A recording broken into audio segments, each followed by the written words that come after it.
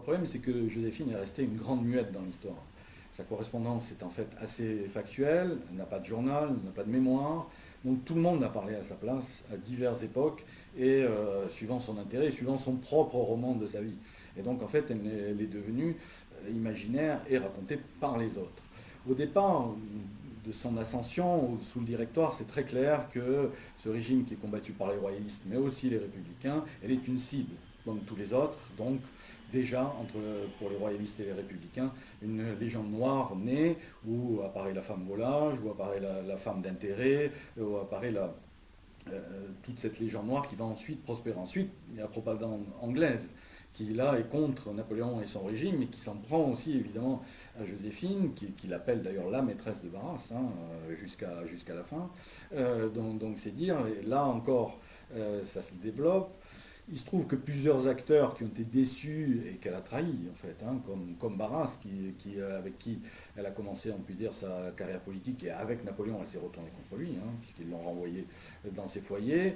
Et bien celui-ci, dans ses mémoires, va évidemment la charger, si je puis dire, véritablement, et accréditer toute la propagande, ce qui va donner un relief supplémentaire encore à cela. Et puis, il y a aussi beaucoup d'amoureux de Napoléon qui n'ont pas pardonné cette trahison supposée et qui vont, beaucoup d'historiens tels Frédéric Masson, qui vont encore la charger et finalement instruire son cas à charge uniquement.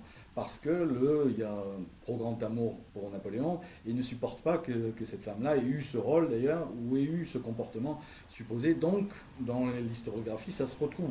Et même encore très récemment, hein, ça continue, c'est quelque chose qui se poursuit.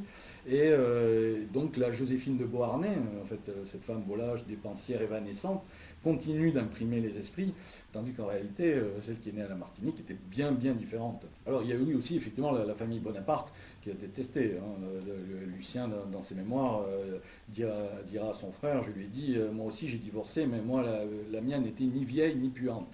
C'est dire l'ambiance de famille.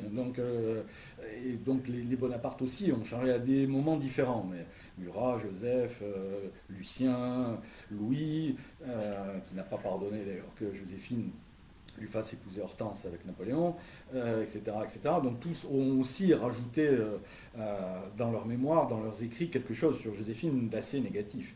Ce qui fait que dans tout ce panorama, elle n'a pas énormément de défenseurs, elle a pas mal d'accusateurs qui se sont servis de son cas pour eux-mêmes se mettre en valeur finalement, et ce qui a contribué à propager et continuer sa légende noire, même si on voit bien sur certains mémoires par contre de proches de Napoléon comme ses secrétaires, etc., qui lui vouent pas, non pas un culte, mais qui l'aimaient beaucoup, hein, qui ont eux essayé d'imprimer quelque chose d'autre, mais bon, c'était difficile, comme disait John Ford, imprimer la légende, ça sera mieux.